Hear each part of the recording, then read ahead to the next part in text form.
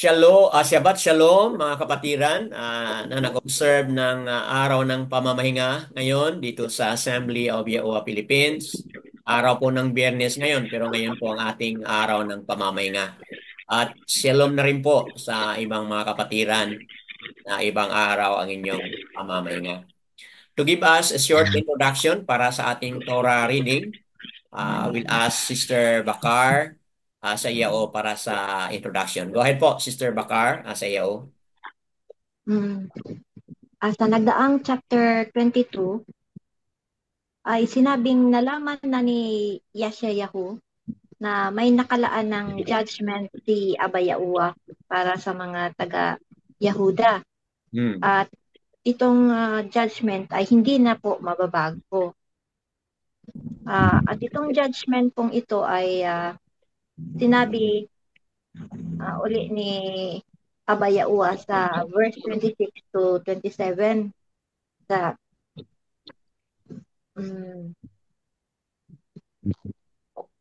ngunit itong judgment na ito ay hindi mangyayari sa kapanahunan ni Yeshayahu. Ano kaya ang naging reaksyon ni Haring Yeshayahu sa sinabing ito ni Abba Yahuwah sa pamamagitan ni Prophetess Hulda? Maging complacent na lang po kaya si Yeshayahu sa kanyang mga naumpisahang mga paglilinis ng Yahuda from idolatry. Anyway, hindi naman po siya apektado sa mangyayaring judgment. Alamin din po natin how he ended his life at sino ang pumalit sa kanya bilang hari. Mabait din po ba kaya kagaya niya ni Yeshayahu itong papalit na hari sa Yahuda?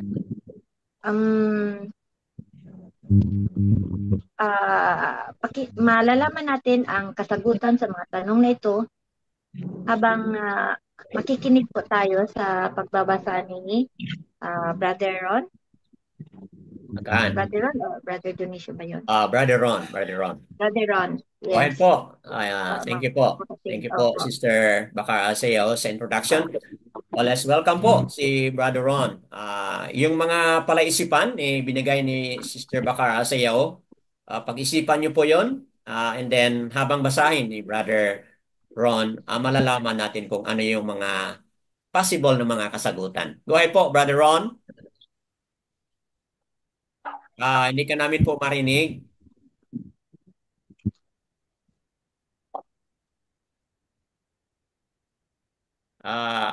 Brother Ron, hindi ka namin marinig. Baka nakamute. Nakamute ka na. Go ahead po. Shabbat Shalom po mga kapatid. Yes po. Shabbat Shalom. Ang Torah reading po natin ngayon is sa Melachim 2, chapter 23. And the sovereign sent, they gathered all the elders of Yehuda and Jerusalem to him. And the sovereign went up to the house of Yahuwah with all the men of Yehuda and all the inhabitants of Jerusalem with him. And the Kohenim and the Nevi'im and all the people, both small and great. And he read in their hearing all the words of the book of the covenant which had been found in the house of Yahuwah. And the sovereign stood by the column and made the covenant before Yahuwah to follow and to guard his command and his witnesses and his laws with all his heart, all his being, to establish the word of this covenant that were written in this book. And all the people stood to the covenant. Then the sovereign commanded Hilkiyahu. Kalakyahu po. Kalakyahu. And the sovereign commanded Kalakayahu, the Kohen Hagadol, and the Kohen of the second order, and the doorkeepers, to bring out of the Hayakal of Yahuwah all the objects that were made for Baal and for Asheran and for all the host of the Shamayim, and he burned them outside Jerusalem, the fields of Kidron, and took their ashes to Beit El. And he put down the black rab priest whom the sovereign of Yehudan had appointed to burn incense on the high places in the cities of Yehudan and in the place all around Jerusalem. And those who burn incense to Baal, to the sun, and to the moon, and to the constellation, and to all the hosts of the Shamayim.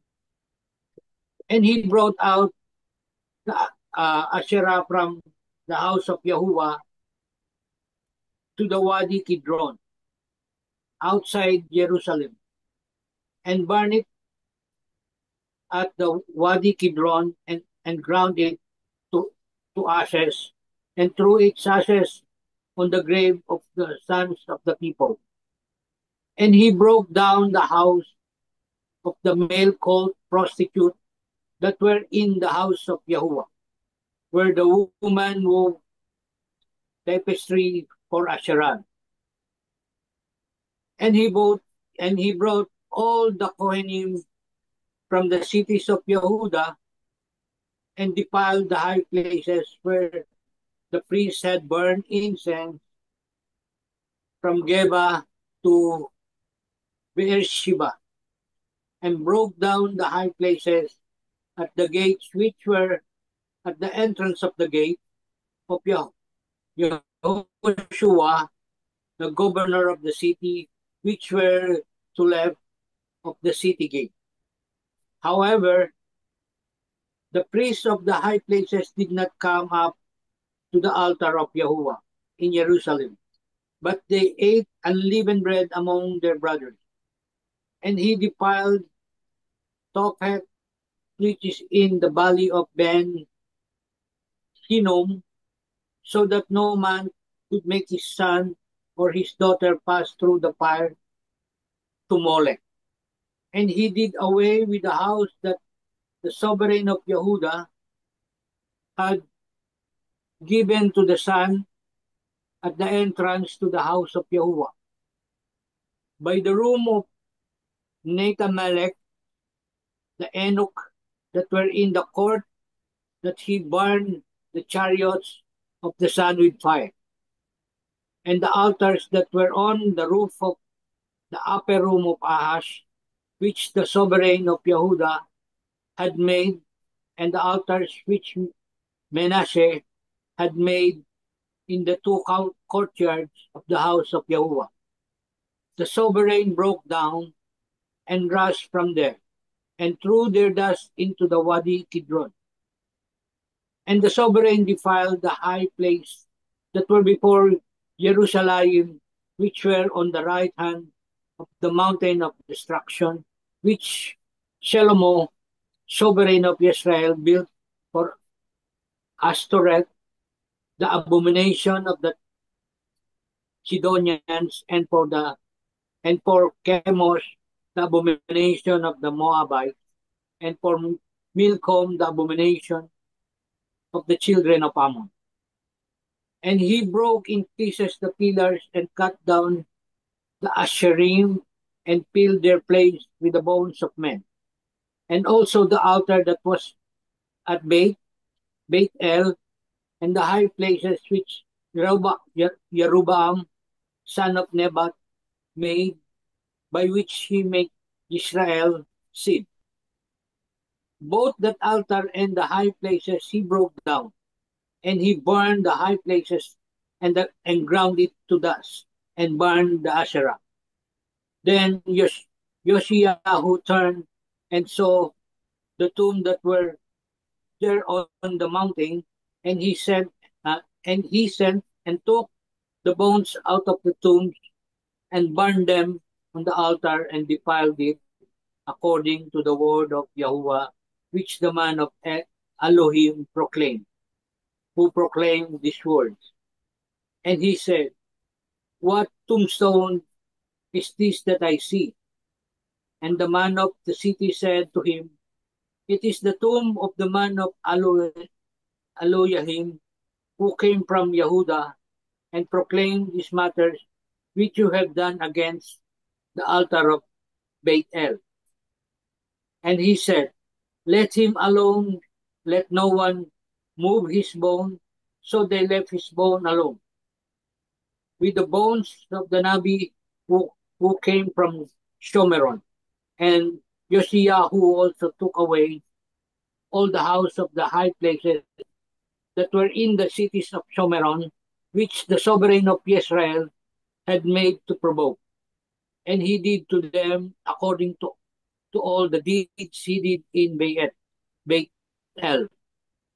And he slaughtered all the priests of the high places who were there on the altars and burned men bones on them and went back to Jerusalem. And the sovereign commanded all the people, saying, "Prepare the Pesa to Yahuwah, your Elohim, as it is written in this book of the covenant. For such a Pesa had not been prepared since the day of the rulers who ruled Israel, nor in all days of the sovereign of Israel, the sovereign of Yehuda. But in the 18th year of sovereign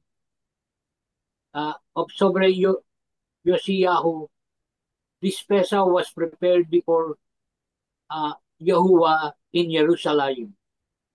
And also, Yoshiyahu put away those who consulted mediums and spirits and the household mighty ones and idols and all the abominations that were seen in the land of Yehuda and the Jerusalem, in order to establish the word of the Torah, which were written in the book that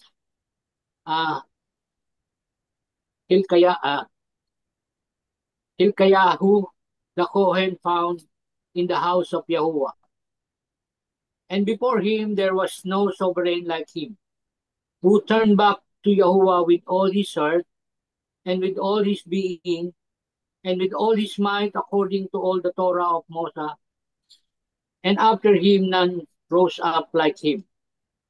However, Yahuwah did not turn from the fierceness of his great wrath, with which his wrath burned against Yehuda, because of all provocation with which Menashe had provoked him. And Yahuwah said, "Even Yehuda I shall remove from my presence, as I have removed Israel, and I shall reject this city, Jerusalem, which I have chosen, and the house of which I said, my name is there." And the rest of the act of Yoshiyahu and all that he did, are they not written in the book of annals of the sovereign of Yehuda? In his days, Pharaoh Necho, sovereign of uh, Mitzrayim, went up against the sovereign of Ashur to the river Perat, and the sovereign Joshua went out to him, and he killed him at Megiddo when he saw him.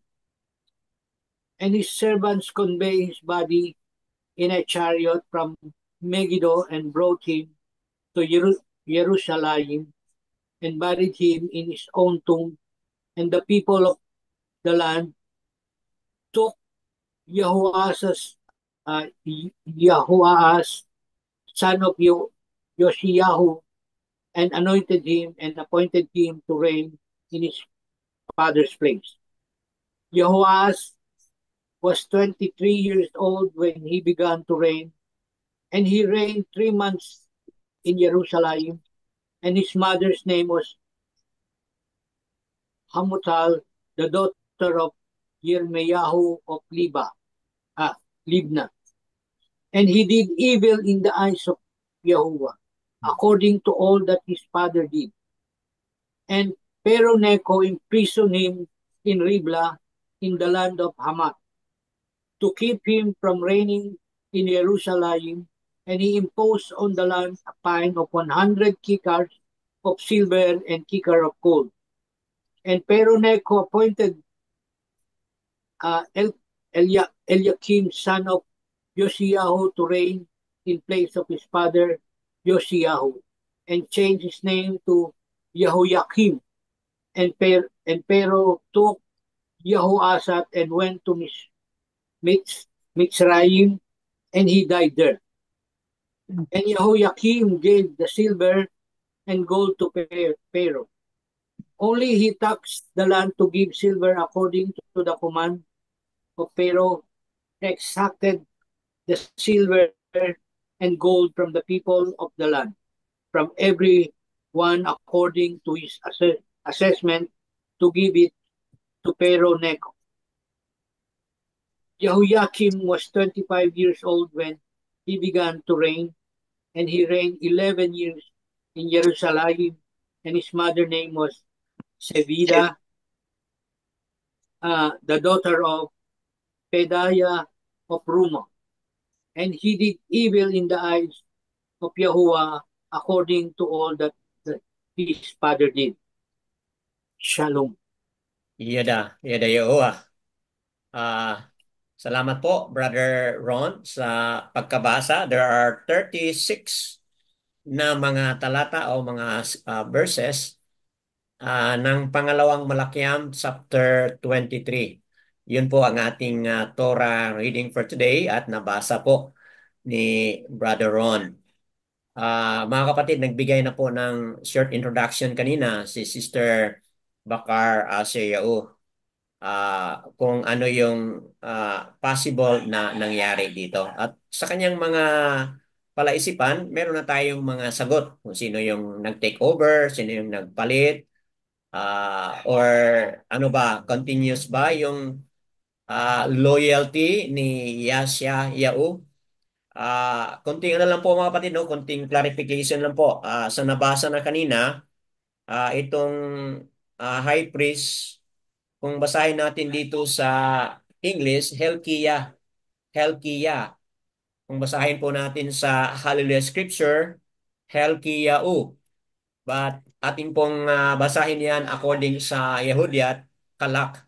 Kalak Yao po. Yun po ang pangalan ng high priest. Ang hari na pinag-usapan natin, mga kapatid, ay nagmula pa ito sa chapter 22 na kung saan ang pinag-usapan natin na hari ay kung sa English, Josiah po, no? Kung sa Hallelujah Scripture, Yoshiyahu. But kung ating basahin po yun sa Yehudyat, Yasha Yahu. So para pong Prophet Isaiah, kasi Isaiah, we also pronounce his name as Yasha Yahu. But that's the prophet. But we are referring to a king o hari ng Yehuda. At sa Yehudyat na pagkabasa, itong Josiah sa English, Yoshiyahu sa Hallelujah Scripture, basahin po natin as Yasha Yahu. So mga kapatid, 31 years itong naging hari siya sa Yao at nabasa na po natin sa previous chapter 22 at ngayon sa chapter 23 nalaman na po natin kung ano yung buong kwento mga kapatid sa buhay ni Haring Yasya Yao dito sa hari ng Yehuda. So more background mga kapatid, no? Paliwanag natin. So dito natin makikita na consistent po. Kung di ako nagkamali, consistent po si Yashayahu sa kaniyang panindigan. Kung ano yung nakasulat sa Torah, talagang upholded po ni Yashayahu yan. And please take note mga kapatid, as a background, sa panahon na ito, yung northern, okay po, yung northern tribe, which is comprises of the 10 tribes, mga kapatid, ay wala na po dito ngayon, nabihag na po sila. Okay? At dahil nabihag na sila, meron pong mga ibang mga tao mula sa Babylonia na kung saan tumira dito sa Northern Tribe, mga kapatid. And take note, dahil nga nabihag na ang mga northern tribe, nandoon na sila sa Assyria, mga kapatid. So, dito ngayon sa northern tribe, kung saan ibang mga tao na po ang nag-occupy, take note, talagang nandoon pa rin po yung mga idolatry, yung mga idol worship, mga kapatid. Kaya marami sila doong mga high places na naipatayo pa rin nila, kung saan nandoon na yung other mga mighty ones na sinasamba mula pa po yun sa Babylonia o Assyria, mga kapatid, sa panahon na ito. And please take note, itong nabasa kanina ni Brother Ron na Bayet El, kung sa English, basahin po yan as Bethel. Okay po? Bethel po ang pagkabasa yan sa English. Sa Yehudiyat po, basahin po natin yan as Bayat Al. Okay? Bayat Al. Na ang ibig sabihin, House of Yahuwah po. Kung naalala ninyo mga kapatid, yung nag-travel si Yaakov, dumaan siya dito, dito po siya nagkaroon po ng nagkaroon po siya ng vision of Malak going up and down sa Hayaka sa Shamayam, mga kapatid. At dito yun po, dito siya natulog at dito rin po siya nagkaroon ng wrestling, mga kapatid, si Yaakov. Okay po? So, kaya dito gumawa siya ng altar. Opo, naggawa po siya ng altar dito with the use of stone na tinawag niya itong Bayat Al. Nang ibig sabihin, dito dahil nagkaroon siya ng encounter, karoon siya ng wrestling sa presensya ni Abia Uwa sa pamamagitan ng tinatawag natin na human form, human figure of an angel, mga kapatid. Tayo naniniwala na dahil nga Abia Uwa is Rook, okay? So, wala siyang katawan, pero si Yausha po ay meron po siyang physical human body. So, kaya the one that wrestled with Yaakov, we believe na yun po mga kapatid ay referring kay Yausha sa panahon na iyon. At again, hindi madaling intindihan yan kasi maraming naniniwala na hindi yun si Yausha but referring yun po sa isang anghel o angel, mga kapatid. So that being said, ngayon dito, take note na Jerusalem, nandoon ng Hayakal, dalawang tribe lang po yun. So yung Bayat Al, na kung saan nabilong po ito sa Shamaron o Samaria, kumbaga, Shamaron, belongs to the 12, the 10 tribes. But take note, ang ginawa ni Yasayao ay talagang nilinis niya po. Nagkaroon po ng cleansing. Okay? Mula sa Jerusalem, dalawang tribe, Yehuda, papunta po doon sa northern tribe, which is the 10 tribes po. Kasali po dito itong lugar na Bayat Al, mga kapatid. Kung saan, meron na rin po doong mga Asherah poles, may mga built na rin po ng mga altar na hindi dapat gawin nila yung mga burn offerings ng mga children. Ginagawa po nila yan dyan, yung mga burn offering na yan. And take note po yung kasalanan ni Jeroboam. Kasi si Jeroboam po ang nag-rule sa 10 tribes pagkatapos ni Solomon, mga kapatid. So, that being said, sa very lengthy introduction ito and background, ano kaya mga kapatid ang inyong mga makukuha ng mga magandang aral o mga lessons dito? So, balik tayo dito sa ating nabasa and then kung ano po yung mga take ninyo or ano po yung mga important points na nais niyo pong i-highlight, then feel free po. Feel free po to share kung ano po yung mga nasa puso ninyo na na-impress po ni Abia Uwa sa pamamagitan ng Rook Hakadus, mga kapatid. Okay po, let's open for the sharing. What stands out from you, mga kapatid? Batay dito sa mga introduction sa 36 na verses ating nabasa. Ano po yung mga mahalagang bagay na Abba Yahuwah is talking to you? You may share it out. Ako, Brother Dan. Opo, Sister Bakar Asayao. Dito sa chapter na to, at saka sa chapter 22, sa nakdaang chapter, pinupuri talaga si Yashayahu dahil sa kanyang mga magagandang ginawa. At mabasa natin ang unang papuri kay Yashayahu doon sa nagdaang chapter 22 verse 2, Opo. na sinabing, "And he did what was right in the eyes of Yahuwah, and walked in all the ways of his father Daud, and did not turn aside right or left." Hmm. Yun ang unang puri sa kanya. Pinupuri na naman po siya si Yashayahu dito sa chapter na to sa verse 23, sa verse 25. Sabi dito na, "And before him there was no sovereign like him, who turned back to Yahuwah with all his heart and with all his being and Hmm. with all his might, according to all the Torah of Masha. And after him, none rose up like him." Wow. Napakagandang. Oh, very, very impressive ang mga description na ito kay Yashayahu. Um, ang sagot ko po, Brother Dan, doon sa tanong na naging complacent ba si Yashayahu nang malaman niyang hindi siya apektado sa judgment na nakalaan sa Yahuda. Opo. Ito ang sagot ko po, hindi po naging complacent si Haring Yashayahu. Hindi po niya inisip na mag-relax na lang siya. Anyway, hindi naman siya apektado sa judgment ni Yahuwah. Hindi pa naman mangyari ang judgment sa kanyang kapanahunan.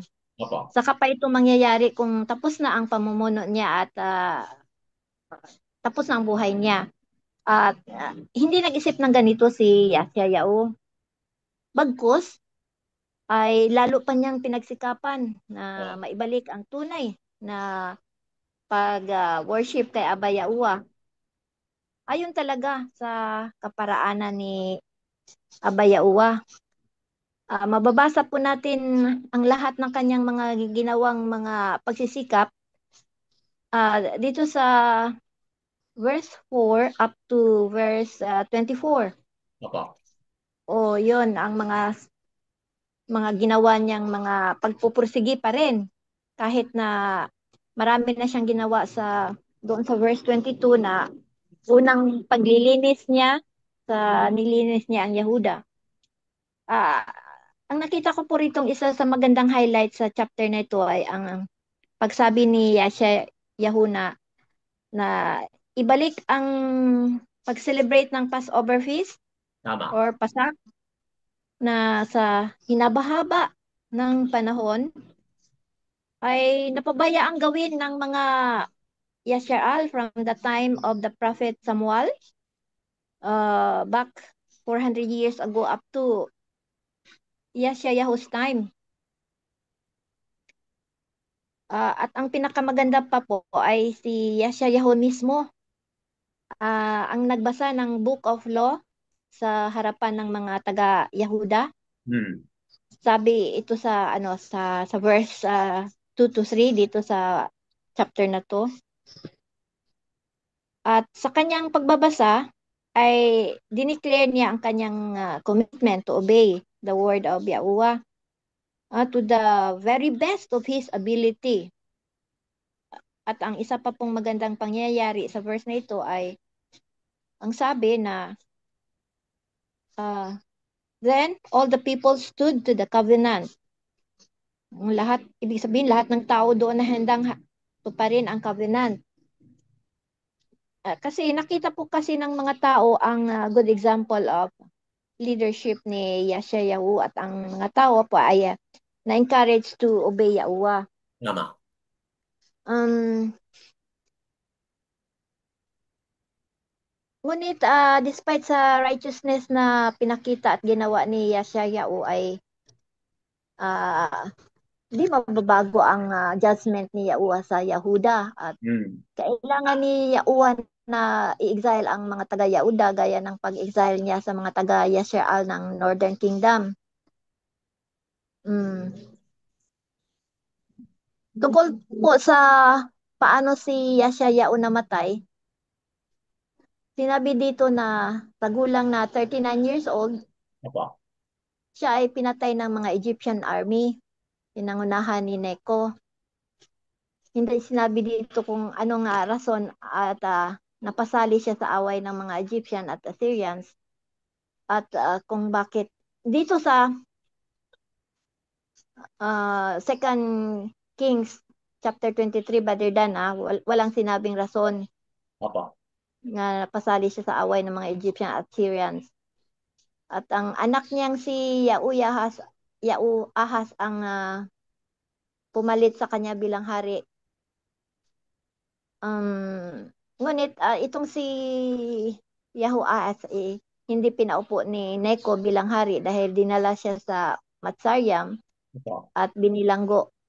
At sabi dito na si Eliakam na anak ni Yahoahas ang pinalit ni Necho bilang hari ng Yahuda na pinalitan ng Joachim. Itong Eliakam ay pinalitan ni Necho ng pangalang Joachim. Opo. Nakita ko po dito na si Yeshayahu ay talagang serious na namuhay ayon sa kalooban ni Abba Yahuwah. Nag-focus talaga siya sa what is right. Sa kwento po sa buhay ni Yeshayahu, nakita po ni Abba Yahuwah ang yun na nga how serious he is to serve Yahuwah with all his heart at pinangakuan siyang di niya maranasan ang judgment na gagawin ni Abba Yahuwah sa Yahuda. Mm. Ang ito ang ganti o ganti ni o reward ni Abba Yahuwah sa kanyang righteous intention to obey Yahuwah rather than. Opo. Napaisip ako ngayon sa lesson na to na dito sa chapter na to na sa aking buhay dahil sa aking sincere attitude to serve Yahuwah noong nasa Christian fellowship pa po ako ay binigyan ako ng reward ni Abba Yahuwah para sa akin, Brother Dan, ha. Opo. Ang reward ko ay i-reveal sa akin ni Abba Yahuwah ang tamang pagtawag sa kanyang totoong pangalan, at hindi sa titulo lamang po. Hmm. Ginantihan po niya ako na, inalis po niya ako sa maling katuruan at pag-iisip. Yes, na consider kong napakalaking reward galing kay Abba Yahuwah na sa dinami-daming tao sa mundo, Brother Dan, sino ba ako na isa sa mga kaunti niyang pinili na mamuhay na lumalakad na sa masikip na daan patungong kaligtasan. Yun lang po, Brother Dan, Yada Yahuwah. Opo. Yada Yahuwah. So, mga kapatid, sa na-highlight ni Sister Bakar Asayao, nandyan na po yung sagot sa kanyang tanong kanina. Naging complacent ba si Yasayao dahil nga yung punishment ay hindi mangyari habang siya'y buhay pa. Yun according sa promise ni Abi Yahuwah. So, ang sagot is hindi siya naging complacent.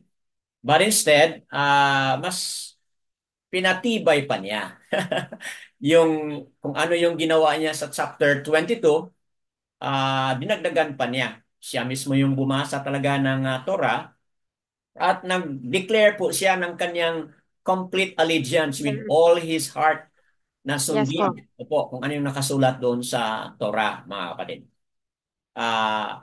Habang nagpaliwanag si Sister Bakara Sayao, naalala ko noon na meron tayong discussion no, related doon sa paano siya namatay. Meron tayong discussion noon o paliwanag doon sa ating Torah reading or sa ating discussion on Deuteronomy 28, mga kapatid. Naalala ko na itong kwento ni Yashayahu ay nakasulat din po sa pangalawang Chronicles, chapter 34 hanggang sa chapter 35. Okay po? So, nandiyan po, mababasa natin ito, pangalawang Chronicles, okay, chapter 34 hanggang sa chapter 35. At dito mga kapatid, merong paliwanag kasi sa tanong ni sister kanina, ah, hindi masyadong detalyado kung bakit pinatay si Yashayahu ni Neko Fero, no, ng Matsariam, mga kapatid. So ang sagot nandito sa chapter 35. You may go to chapter 35 verse 20 po. After this, ibig sabihin, pagkatapos niyang gumawa ng pasak, okay, basahin muna natin ang verse, ano po, verse 19, 2 Chronicles 35:19. In the 18th year of the reign of Yashayahu, this pasak was performed. Okay po, 18th year, okay, of the reign of Yashayahu. After all this, when Yashayahu had prepared the house, Necho, sovereign of Matsariam, came up to fight against Carchemish by Perat, and Yashayahu went out against him. Ibig sabihin, lumabas ito si Yashayahu at nakipaglaban siya against kay Necho, sovereign po ng Matsariam. Okay, verse 21. And he sent messengers to him, saying, What have I to do with you, sovereign of Yehuda? Sabihin, ito si Necho, sovereign ng Matsariam, nagpadala po ng messenger at kinausap si Yashayahu. Ano bang kasalanan ko or bakit ba makipaglaban ka sa akin? Tingnan mo yan. Sabi niya, I am not coming against you this day, but against the house with which I am fighting, for Aluwayam or Aluwa commanded me to make haste. Leave Aluwa or Aluwayam alone, who is with me, lest he destroy you. So, nakipag-usap pala ito si Nico sa pamamagitan ng kanyang messenger. Hindi ako nakipaglaban, hindi ako nakipag-away sa inyo. Ginawa ko ito dahil ang makapangyarihan na Aluwa ang siyang ano po. Okay po, brother. Okay po, brother. Yes, sir. Yeah, okay, naintindihan ko po. Mga kapatid, ito po yung kwento dito na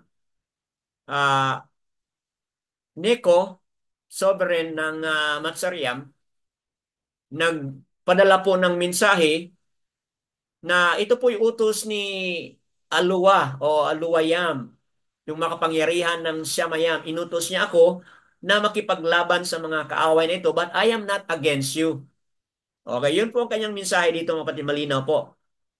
Sabi niya, leave Aluwa alone, who is with me, lest he destroy you. Okay po? Huwag ka lang magsali dito. Baka pa i-destroy ka ni Aluwa. Yun ang kanyang mensahe dito.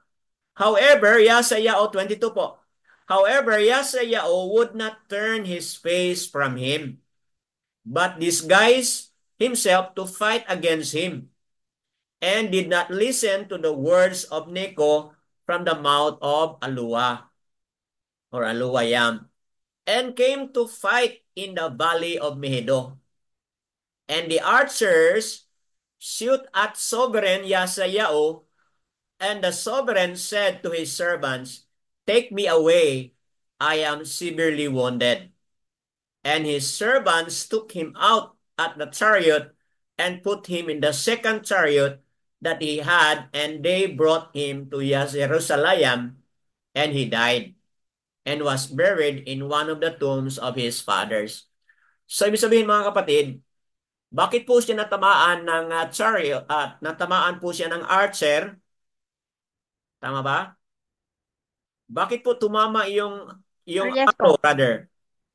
Bakit po tinira siya ng archer at natama yung arrow doon sa kanya? Kasi po siya ay Nag-disguise po. nag-disguise. Siya po Na ay nag-guide. siya po ay nag-disguise. Ibig sabihin, hindi niya pinakita doon na siya ay hari. Hindi siya nagsuot ng kasuotan ng hari. Okay? Nagsuot po siya ng isang kasuotan na isa siyang ordinary na sundalo, mga kapatid. Kaya yung archer, nung tinira niya yung arrow, doon natama po sa kanya. So ibig sabihin, hindi po intentional ng sundalo ni Nico na tirahin siya. Kaya nga nag-disguise siya, kaya akala ng archer doon sa sundalo ni Nico ay isa po siyang kalaban. So, kita niyo mga kapatid kung ano yung kwento dito. So, what's the point? Na-fulfill po yung sinabi ni Aba na mamamatay muna siya bago magkakaroon po ng punishment o judgment yung Yehuda, mga kapatid. At dito sa words ni Neko, na sabi niya, alis ka na dito. Kung hindi ka alis dito, baka hayaan pa ng alluwa ng Siyamayam na mamatay ka, mga kapatid. So, ibig sabihin, ah, ito na nga yung kanyang paraan. Paraan na po ni Aba ito na kung bakit hindi siya nakinig kay Nico, I would say na Aba Yaowa allowed it, mga kapatid. Para nga matapos na ang kanyang buhay, he reigned in Yehuda for 31 years, mga kapatid. Okay po, yun po ang ating dagdag na paliwanag mula sa pangalawang Malakiam, chapter 23 po. You can read more details dito sa chapter 34, 35 ng pangalawang Chronicles. So ano pa yung mga lessons ninyo mga kapatid na you can take from this reading? Go ahead po. Sino pang sunod? Dagdag Brother lang po, Ron. Brother Dan. Okay. Sige. Yes, Sige, sister. Brother Ron. Ikaw po. Hindi po. Sige po. Napindot ko lang yung... Okay. Go ahead po, Sister Bakar. Sa iyo. Tungkol doon po sa pagkamatay ni Yashayao. Di ba po sinabi sa nakaraang chapter 22 verse 20 Apa. na sabi na therefore see I am gathering you to your fathers and you shall be gathered to your grave in peace. Apa. So that your eyes do not see all the evil I'm bringing on this place. And they brought word to the sovereign. Ang pagkakaintindi ko dito po, Brother Dana, sana para sa akin reward ito ni Yahushua sa kanyang pagrepent at sa kanya ni Yahushua at sa buong Yahuda sa kanilang paggawa ng repentance at sa paggawa ng reforms ni Reward Yahushua. kay Yasayao. Oh, you shall be gathered to your grave in peace. Ngunit ang kamatayan ni Yashayahu ay di peaceful. Kasi before siya namatay ay fatally wounded pala siya in a battle. Yun na nga sa 2 Chronicles 35, 35, 20 to 24. Opo. Pagkatapos, para sa akin nga ay unnecessary yung kanyang pagkamatay at pero yun na nga kalooban ni Abayawa na pumanaw siya ng maaga para di niya makita yung pangyayari na judgment. Opo. Yun na nga na ang pagkakaintindi ko rito ay lagay ko ay ang nag-drive kay Yashayahu ay pride Hmm. niya dito na kasi sa kanyang reign, sa kanyang pagpamumuno na ng panahon na yon na nalinis na niya ang buong Yasha'al, northern at southern ay parang ano wala na siyang problema at parang ah, at siguro na ano na siya na, na kung anong naisip niya na ano bang gusto niyang i-prove at nakialam siya doon sa away ng Matsaryam at sa Assyria. Yun lang po ang nasa isip ko, Brother Dan, na pride ang nagtulak siguro kay Yashayahu na makialam doon sa, sa away na hindi naman dapat sumali siya. At Opo. yun ang cause ng kanyang pagkamatay. Ayun lang po, Brother Dan. Yadayawa. So, malamang yun po ang dark side, okay? Yun po ang dark side ni Yasayao. Dahil siguro sa lahat ng mga accomplishment, kahit pa naman sabi ni Nico na inutusan siya ni Abiyawa, at hindi niya siniryosong tinanggap yung words na yun, okay? Ah, okay po. So pwede rin, no?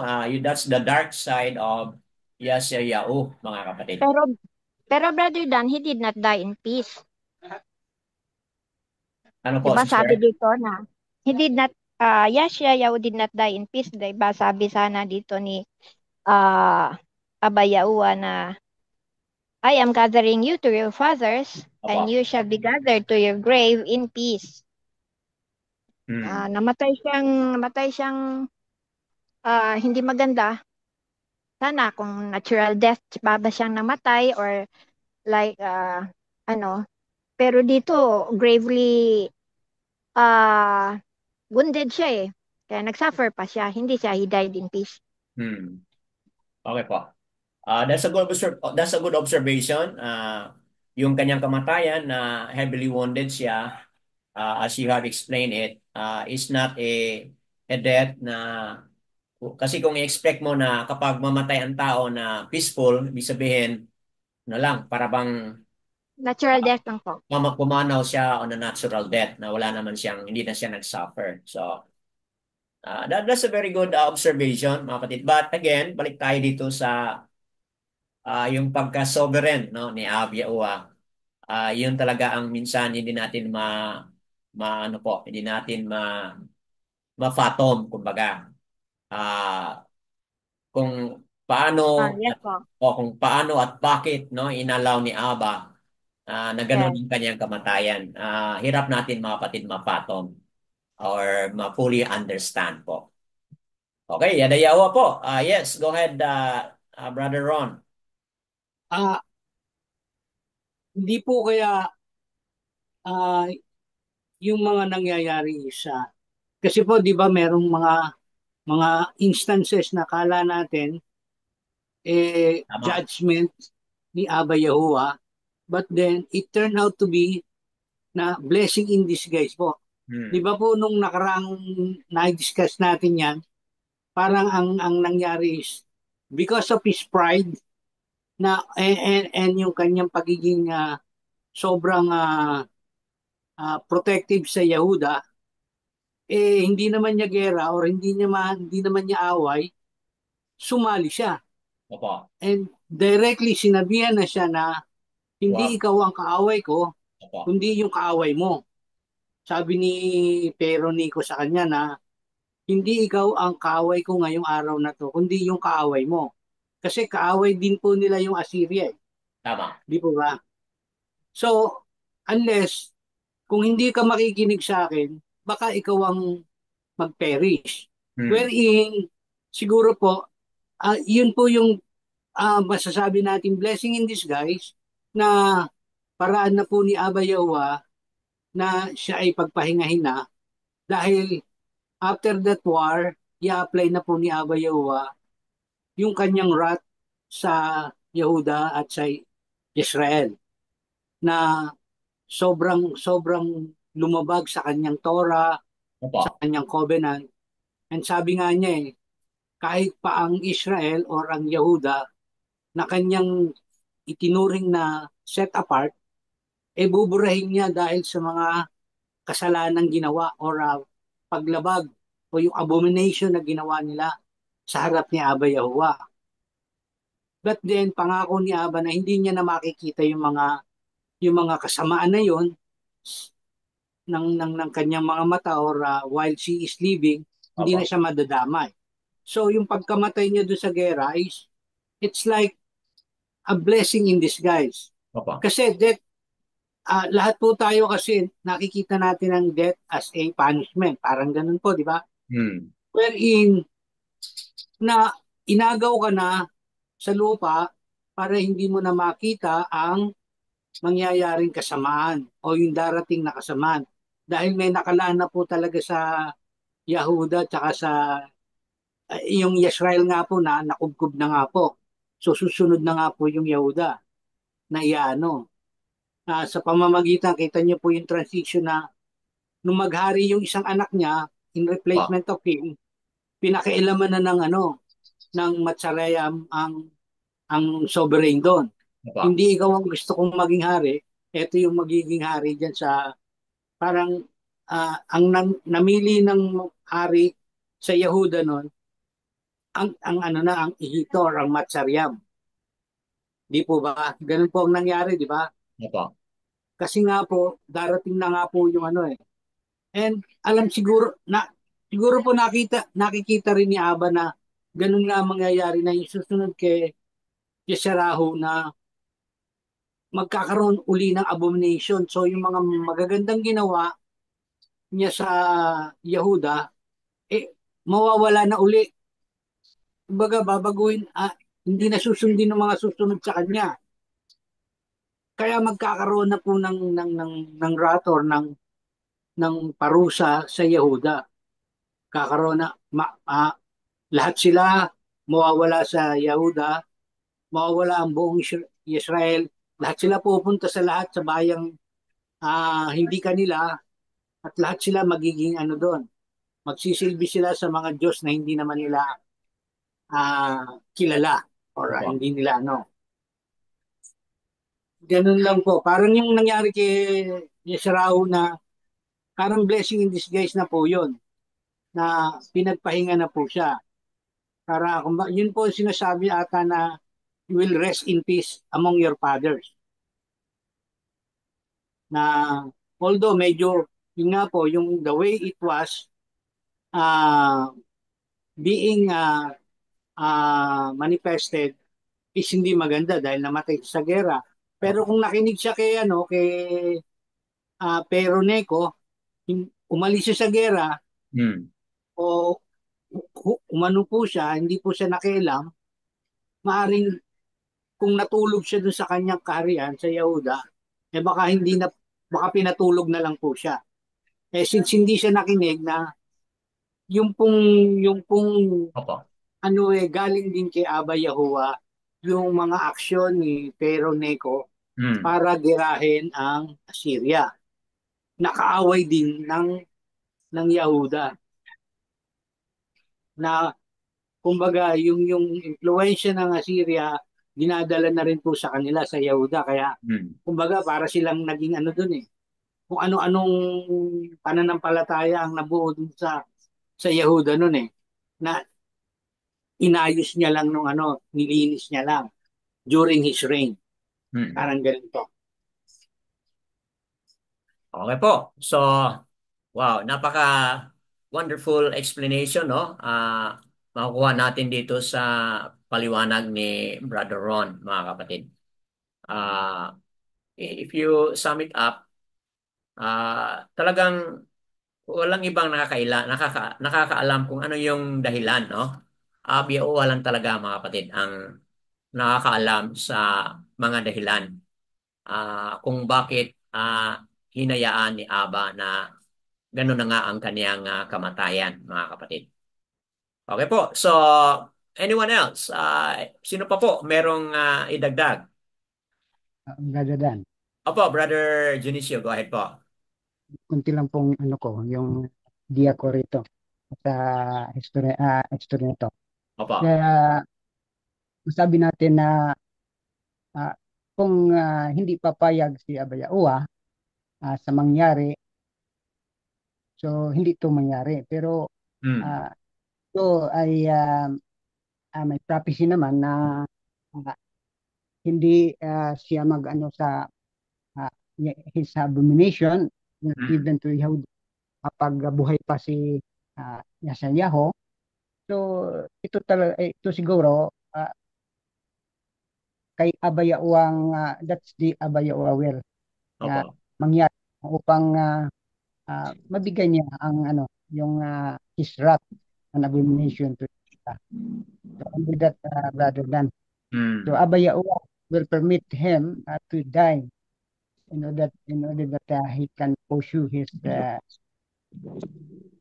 abomination to Yehuda.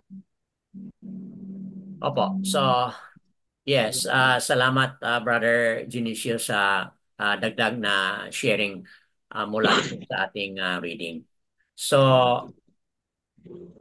welcome pa po. Anyone, mayroon pang idagdag. Let's welcome more. Brother Dimitrio, parang meron kayong share. Go ahead po. May i-share ako. Opo. Para sa akin, yung kamatayan ni Hari ah, ng Huda, hindi na talaga yung kagustuhan ng Hari. Yun talaga ang kagustuhan ni Abba Yahuwah. Yan. O matupad yung sinabi niya na palampasin niya ang ah, pag ano niya sa Huda, pagbigay niya ng pansanan sa Huda. So, kung hindi pa siya mamamatay, hindi pa talaga magawa yung hindi pa mangyari Hmm. yung ganun. So para sa akin, kung namatay man siya sa gira o namatay siya sa sakit, lahat na yan ay kautusan niya ba Yahuwah? Wala namang taong gustong mamatay. Oh, si Yahuwah lang talaga ang may-ari sa buhay. Siya lang ang may karapatan o siya lang Hmm. talaga ang masabi natin na kung namatay man yung hari na yan, kautusan na ni Abba Yahuwah na ah, doon lang siya talaga ang buhay niya. Para matupad na rin yung sinabi ni Yahuwah na parusahan niya ang Huda sa kanyang ah, kagalit sa Huda Opo. ng mga matatanda noon. Ganina, tanong mo, ano ang lesson na makuha natin dito? Yan. So, malaking lesson na makuha natin dito Hmm. sa hari na ito. Dalawang chapter yun, kung makita natin sa aking subaybay, yung dalawang chapter na yan, wala tayong nakitang masamang ginawa si hari. Ang hari na yan, ah, mabait na hari. Sinusunod niya ang turo ni Yahuwah at yung kanyang kagustuhan ay nagawa niya at natuwa si Abba Yahuwah sa kanyang buhay. So, bigyan natin ng lesson yon para sa atin ngayon. So, talagang matuwa si Abba Yahuwah kung tayo ay mabait sa kanyang harapan. Hmm. Mabait tayo sa mga tao. Tapos nagsunod tayo sa kanyang mga tura. Opo. At kung ano ang hindi niya gusto, ay hindi natin gagawin. At Hmm. kung ano yung gusto niya, yun ang gagawin natin.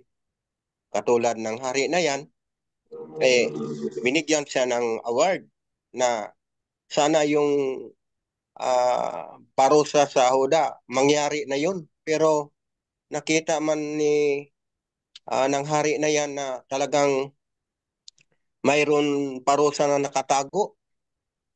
So, ang ginawa niya, nag-iyak siya. Nag-pray siya. At nakita naman ni Abba Yahuwah yun. Yun ang dahilan na sinabi ni Abba Yahuwah na yung parusa sa Huda habang hari pa siya, hindi niya ipatupad.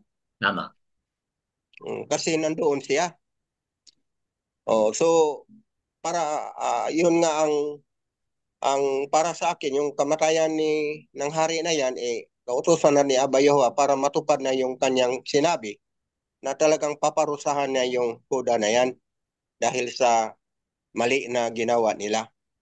Pero pinahinga muna niya yung hari para tupad din yung sabi niya na hindi niya parusahan ang Huda habang siya ay hari pa.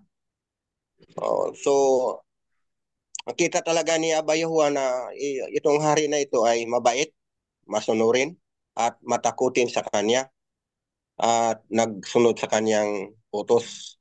At sa atin ngayon, kung talaga ay kagaya na gusto natin na kagaya ng hari na yan, pwede naman kasi nangyari naman. Kung mayroong ah, mga mahirap na madaanan natin, tulad ng kasi nabasa ko ito, nakita ko ito, parang isa itong larawan ng dumating na masakit na mangyayari sa mundo natin. Yung revelation. Yung revelation. Kasi noon natago yung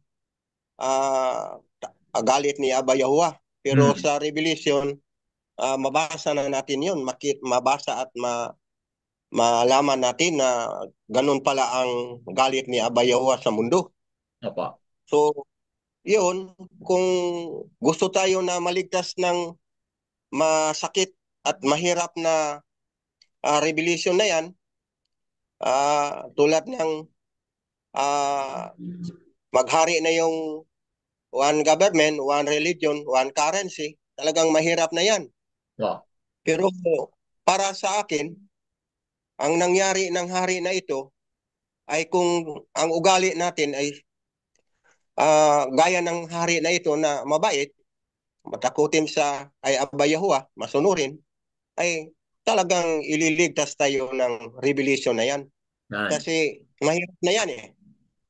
So, para nga sa akin, ito ang paraan upang si Aba Yahuwah ay maghanap ng paraan para tayo ay hindi makaranas ng masakit na dating na panahon na si Aba Yahuwah talaga ay parusahan niya ang sanlibutan dahil sa kanilang hindi pagsunod sa kaniyang Torah at hindi paggawa ng mga mabuti sa kanya.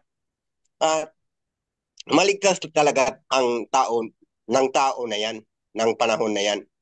Kung tayo ay katulad ng isang hari na ito na mabait. So, para sa akin, 100% talaga. Kasi hindi naman lahat ng pagbalik ni Hosea, hindi naman lahat patay ang kanyang madala. Mayroon buhay man na madala. So, bagong dumating ang magulo na mundo. Kasi magulo na yun. Hindi ka makabili kung wala kang marka na 666. Hindi ka makapag-aral. At mahirap na yun. So, kung ang solusyon talaga yun, ang solusyon talaga para sa akin ay gaya ng nagawa ng hari na ito ay gumawa tayo ng mabuti sa harapan ni Aba Yahuwah upang dumating man yung mga sakuna, dumating yung mga trahedya, dumating yung makarumal-dumal na galit ni Aba Yahuwah sa mundo, ay hindi tayo makasama doon. Kasi iligtas tayo niya. O Ben, kung hindi tayo madala ng o kung hindi tayo mamamatay, kung mamatay tayo, tapos nandoon na tayo sa paraiso, safe na tayo doon. Kasi hindi na tayo makaapil ng kahirapan tulad ng hari. So, ganyan din ang mangyayari sa atin. So, hindi na talaga tayo ano sa mapait na buhay na gusto ni Aba Yahuwah na parusahan ang mundo. So, yun ang nakita ko na mabuti na gawin natin, sunduin natin, at hindi na natin hanapin kung anong klase ang kamatayan natin. Opo. Importante na gumawa tayo ng mabuti at nagsunod sa kanyang mga tura kung ano yung kagustuhan niya. So maging pakumbaba tayo sa harapan niya at maghingi ng sorry at matakutin sa kanya upang iligtas tayo niya sa mga karumal-dumal na mangyayari sa mundo. Yan. Yun lang ang Yada. masabi ko. Yada Yahuwah. So, highlight ko lang po na connected ito sa na-highlight ni Sister Bakar Asayao kanina na rewarded si Yasayao sa kanyang pagsunod sa Torah, sa kanyang pag-affirm, sa kanyang pag-renew, sa kanyang covenant, supposed to be rewarded yan. Na hindi siya dadaan sa trahedya o mga punishment na magaganap doon sa Jerusalem. As a reward po, na-highlighted kanina ni Sister Bakara Sayao.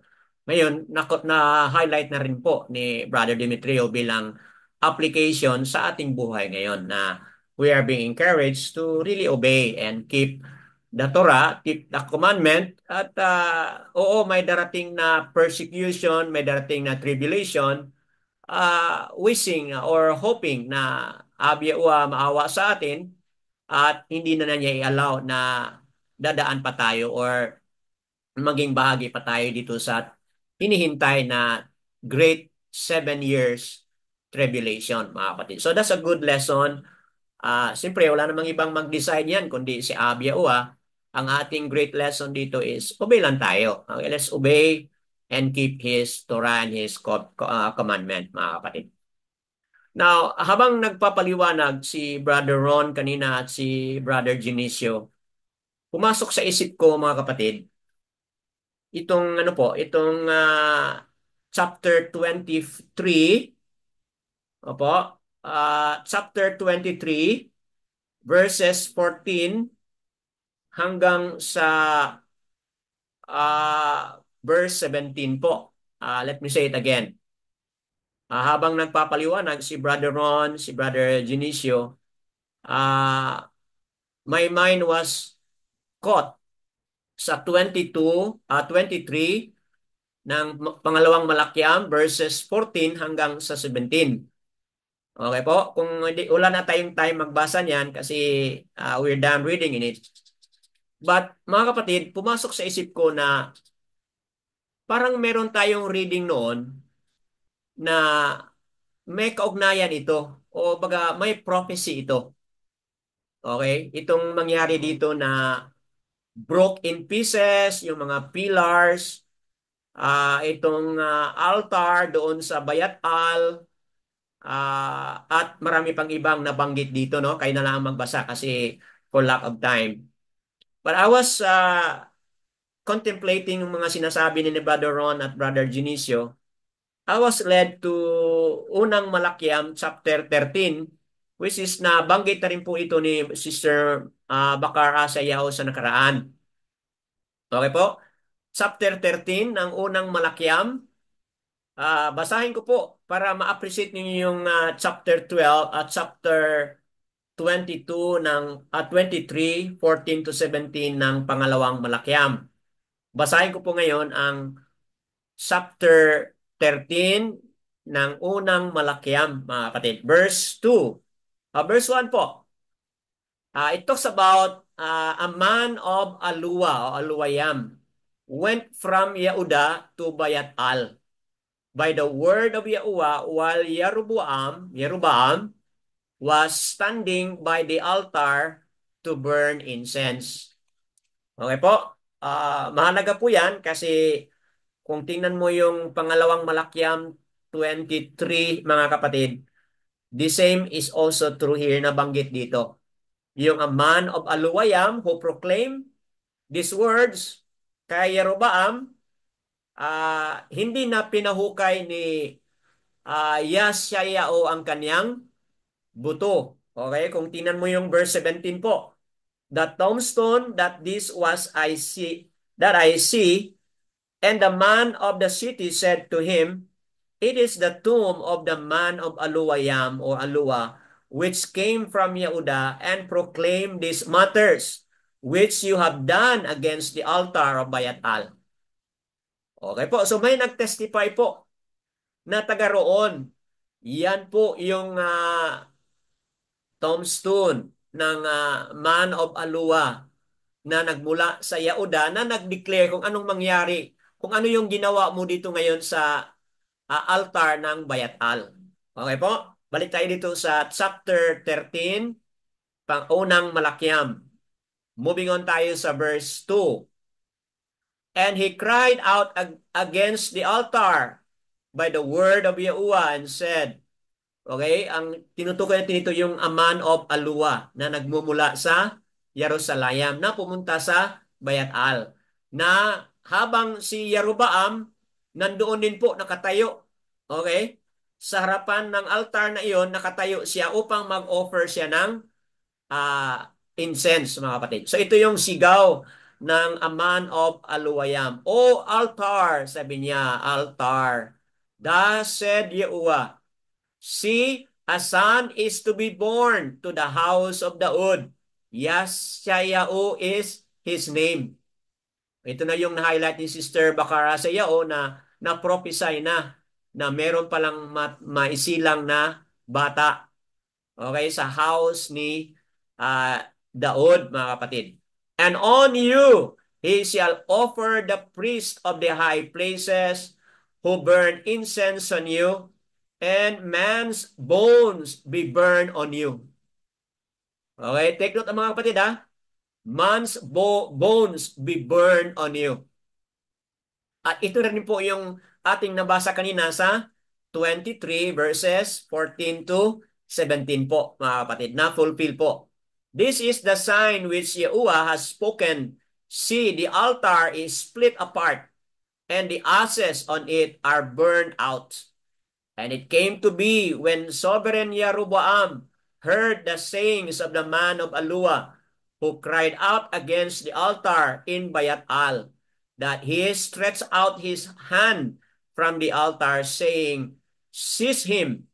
Then his hand, which he stretched out toward him, dried up, so that he was unable to bring it back to him. So, mga kapatid, ang nangyari na na-freeze yung kanyang kamay. Pag sabi niya, seize him, sinabihan niya yung kanyang sundalo, habulin niyo siya, patayin niyo siya. Okay, anong nangyari sa kanyang kamay? Na-freeze.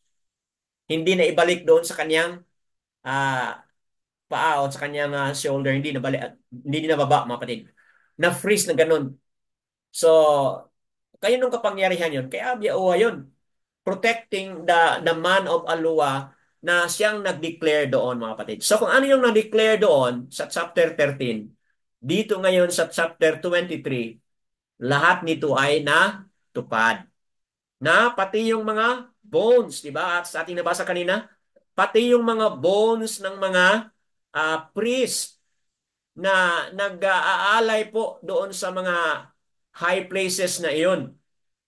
Ay ano po, pinahukay po yung mga kanilang mga bones. O mga kapatid. Di ba? Anong mensahe po diyan? Kasi pagdating dito sa verse 17, 23:17, may nag-report sa kanya na yung man of Aluwa na nanggagaling sa Jerusalem, ito yung kanyang libingan. So anong sinabi niya mga kapatid? Verse 18, and he said, let him alone, let no one move his bones. So they left the bones alone with the bones of the Nabia who came from Shamaron, mga kapatid. So, ano yung point natin dito?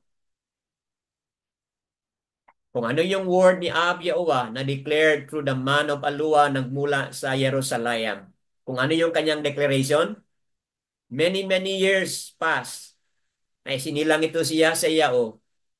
At sino yung gumawa? Sino yung nag-fulfill? Siya sa Yao, mga kapatid.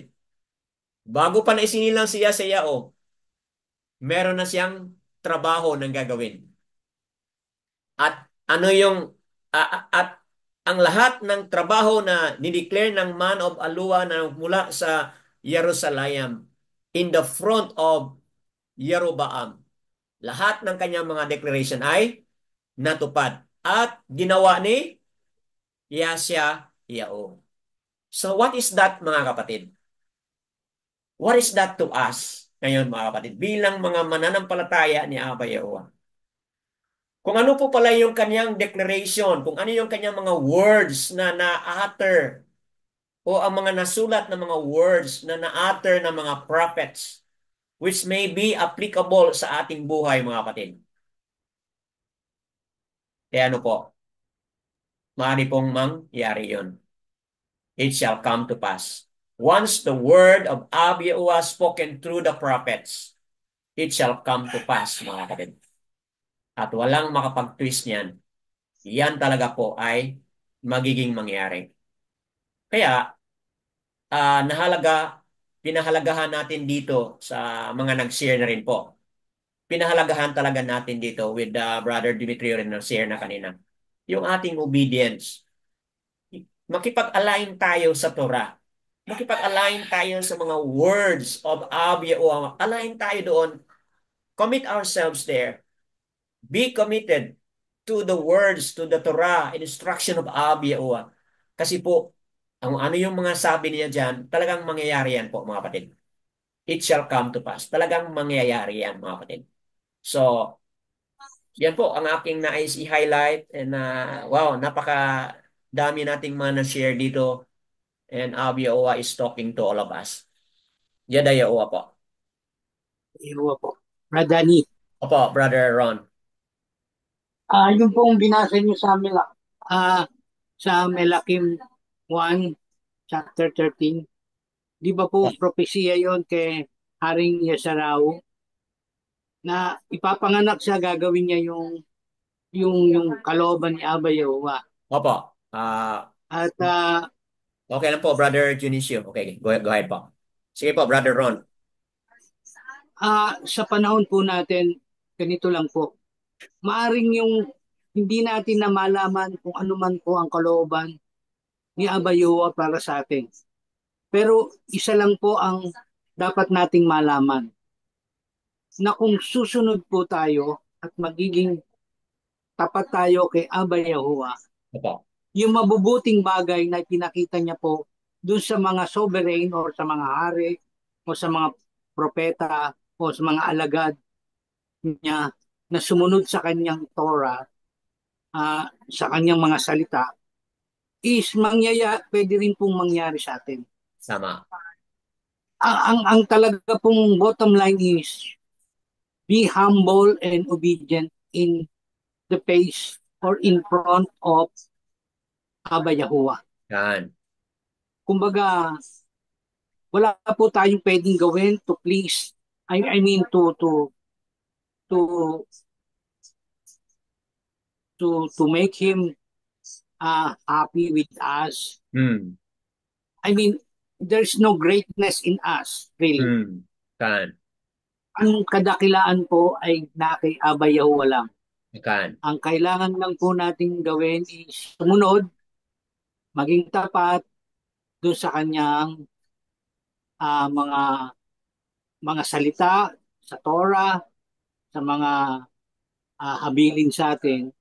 Pag yun po ang nasunod natin, magkakaroon tayo ng shalom sa ating mga puso, na anuman ang abuti natin dito, anuman ang hirap, sarap o whatever, Opo. hindi po tayo magiging warrior or hindi tayo mag-aalala, whatever. Come what may, anuman po ang mangyari sa buhay natin, as long as we obey Abba Yahuwah, ang kapayapaan po laging nasa atin. Kan. Magpahinga mo po tayo ng maaga o later on in life, lahat po yan, isipin natin na kalooban ni Abba Yahuwah ang masusunod at yun po is unquestionable. Yan. We cannot ask why or what.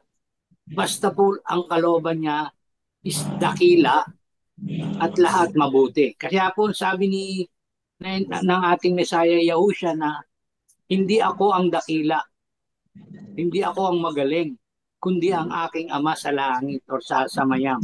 Yan. Siya lang po ang dakila. So, yung kanya pong kadakilaan, pag tayo po ay binarakan ni Aba Yahuwah, wala na po tayong dapat isipin. Lahat po yun maganda sigurado. Makakaasa po tayo na tapat si Aba Yahuwah sa lahat ng salitang pinarating niya sa ating mga maliliit niyang alipin. Yun lang po, brother. Yada Yada Yahuwah po. Yada Yahuwah. Praises po kay Abi Yahuwah. Brother Demetrio, may dagdag pa kayo? May kasabihan, pag gumawa tayo ng mabuti, ang aanihin natin is mabuti rin. Okay po. So, what you sow, you will reap. Okay? So, kung anong ating itatanim, yun po ang ating aanihin. Okay po. Yada Yahuwah, mga kapatid. Kayong mga manunood sa Republish, malaking ano ito, no? Malaking hamon o malaking challenge sa lahat. Hindi lang kami nandito ngayon sa Zoom, but kayo din po na manunood sa Republish. Malaking hamon ito, mga kapatid. Ayon sa ating mga napag-discuss na kanina pa mula sa ating pag-umpisa hanggang sa ngayon. Malinaw po, mga kapatid, ang mensahe. Kung ano yung sabi ni Aba Yahuwah, kung ano yung kanyang mga utos, anong kanyang Torah, talaga dapat nating sundin. With all our heart, with all humility po, tanggapin natin ito. At sure and steadfast tayo, mga kapatid, na kung ano yung sabi niya, okay, yan talaga ay mabuti, mainam. Yan talaga ay napakaganda para sa bawat isa sa atin. Kayo ay sumunod sa kanya and we will enjoy, mga kapatid, kung ano yung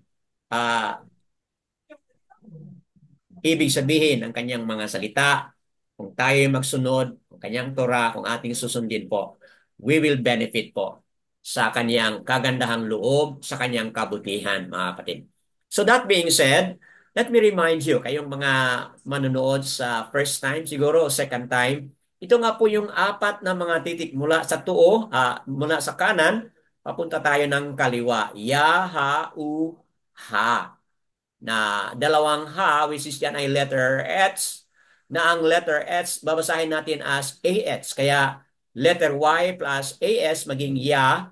Ito po ay letter U or U. Kaya Yahoo. And then another letter AH, another letter S, basahin as AH. Kaya maging Yahoo, Yahuwah, mga kapatid. Nakasulat po yan sa Holy Scripture, BYNB, at Sefer. Ito naman po ang pangalan ni Yahushua, ang ating Masiya o Masyak, mga kapatid. 5 lang pong mga titik ito. Yahau, Siyan, Ayan, mga kapatid. So, first 3 letters, ganun din po sa pangalan ni Aba Yahuwah, mga kapatid. First 3 letters, Yahau. So, ganun din po ang first 3 letters sa pangalan ni Yahushua. Yahau, Yahoo. And then, parang letter W, but ito ay tunog na SH. Ganon. Then, parang letter O, but tunog na A. Yahoo, siya. Siyan, ayan. Yahoo, siya, mga kapatid. Yahoo siya po, ang pangalan ng ating Misaya. Nakasulat po sa Hallelujah Scripture. Nandito po sa BYNB at Sefer. At ito po ay natuklasan doon sa Dead Sea Scroll. Mga kapatid, all esteem and praises Aba Yahuwah sa kanyang mga katuruan sa teaching video na ito. Yada Yahuwah.